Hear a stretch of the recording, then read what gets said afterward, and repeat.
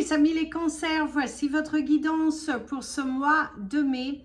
Elle pourra parler à votre signe lunaire et votre signe ascendant également.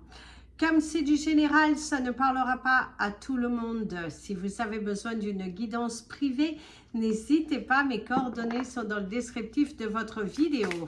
Retrouvez-moi sur les pages Instagram, Facebook et TikTok. Je vous invite à liker, à vous abonner et à partager.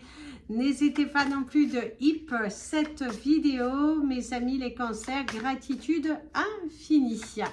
Et c'est parti pour vos énergies de ce mois de mai.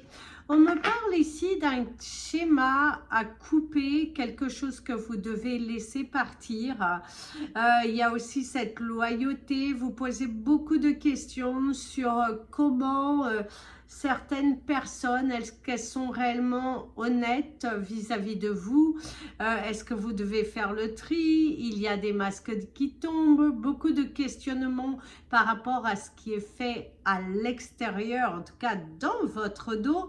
Et du coup, c'est un mois où vous allez quand même prendre une avancée, une certaine, une meilleure discipline, je dirais, parce que vous avez envie d'apporter des changements dans votre vie, vous avez cette envie d'avancer, cette envie de reprendre le contrôle, cette envie de mieux vous positionner, de ne plus tourner en rond et de ne plus tomber dans un certain cercle et un certain piège.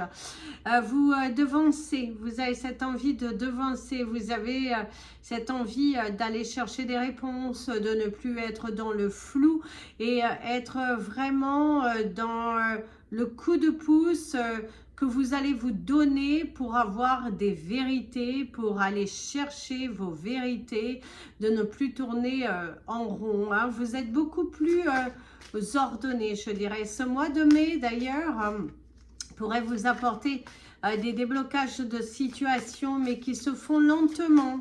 Lentement, il y a une sensation de remettre le couvercle. Certains pourraient se réconcilier avec un ex-partenaire, cette possibilité aussi se réconcilier avec leurs premiers amours professionnels, se réconcilier à une passion, se réconcilier aussi avec soi-même, cette prise de décision de vous dire que vous n'avez plus envie de perdre votre temps sur des choses inutiles, mais plutôt cette envie d'évoluer et de changer.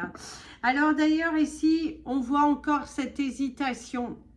On ressent cette hésitation, mais on te dit qu'il va falloir que tu y ailles. C'est le moment parfait d'arrêter